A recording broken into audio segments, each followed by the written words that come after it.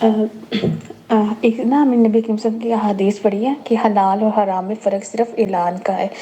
تو ہمارے بہت سارے یہاں پہ بچے بچیاں سے جو 2 گواہوں کی موجودگی میں شادیاں تو کر رہی ہیں، لیکن مجھے لگتا ہے یقین ہے اگر آپ کورٹ میرج بھی کر رہے ہیں 2 گواہ ہیں تو آپ نے اعلان نہیں نہ کر رہے ہیں. اگر پیرنٹس کو نہیں پتا تو یہ نکاح حرام ہے.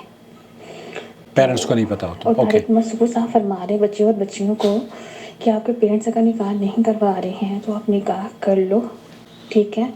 ولی کو نہیں پتا تو کوئی مسئلہ نہیں، نکاح کر لو تاکہ آپ زنا سے بچو. لیکن وہ یہ بھی کہہ رہے ہیں میں نکاح نہیں کرواؤں گا، کہیں اور سے جا کے کرو.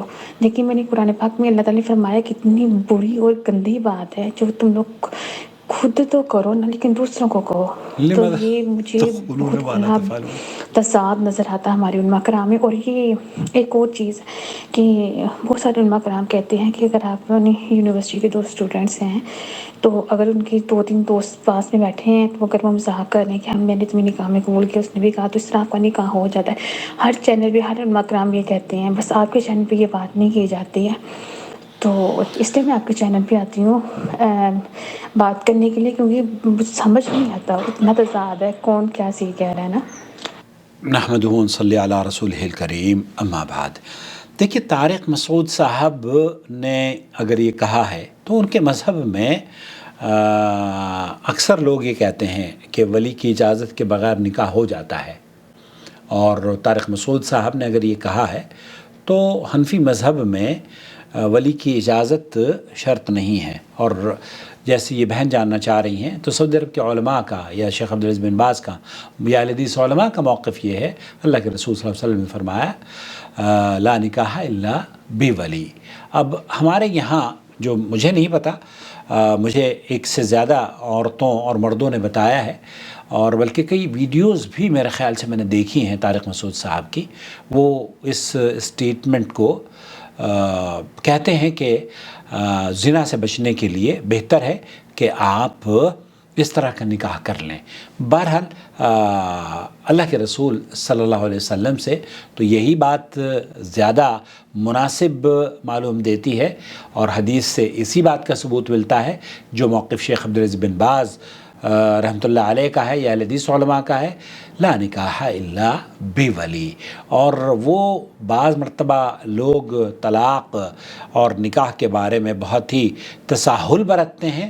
کئی علماء اس حدیث کے بارے میں وہ بھی محل نظر اس کو خیال کرتے ہیں کہ صرف مذاق مذاق میں طلاق کا ہو جانا یا مذاق مذاق میں نکاح ہو جانا، مذاق مذاق میں کچھ نہیں ہوتا. بلکہ شیخ مصطفیٰ العدوی ہیں، وہ یہ کہتے ہیں کہ اس حدیث کی صحت پر بھی کلام ہے کہ مذاق میں بھی نکاح ہو جاتا ہے. بہرحال اپنا بہت خیال رکھیں، چینل سے جڑے رہیں. اور مذاق میں نہیں سمجھتا کہ مذاق مذاق میں کوئی چیز ہوگی. یہ گڈا گڑیا کا کھیل نہیں ہے. خاندانوں کی اس میں عزت اور آبرو اور عصمت چھپی رہتی ہے. بلکہ آپ اگر ذرا غور کریں اور اس طریقے سے طلاق بعض مرتبہ شوہر طلاق دینا چاہے اور سنجیدگی سے دینا چاہتا ہے تب بھی طلاق نہیں ہوتی، تب بھی طلاق نہیں ہوتی. شیخ بن باز رحمۃ اللہ علیہ نے فرمایا کہ تب بھی طلاق نہیں ہوتی اگر شوہر جان بوجھ کر صریح الفاظ میں ایسے وقت میں طلاق دیتا ہے جس سے کہ ہم بستری کرنے کے بعد وہ طلاق دے، یا حیض کی حالت میں طلاق دے، یا نفاس کی حالت میں طلاق دے، یا شدید غصے کی کیفیت میں طلاق دے. تو ایسی صورت میں تو طلاق واقع نہیں ہوتی. تو اس لیے نکاح کے لیے اور طلاق کے لیے جو ضابطہ اسلام نے مقرر کیا ہے اس کو ملحوظ خاطر رکھیں.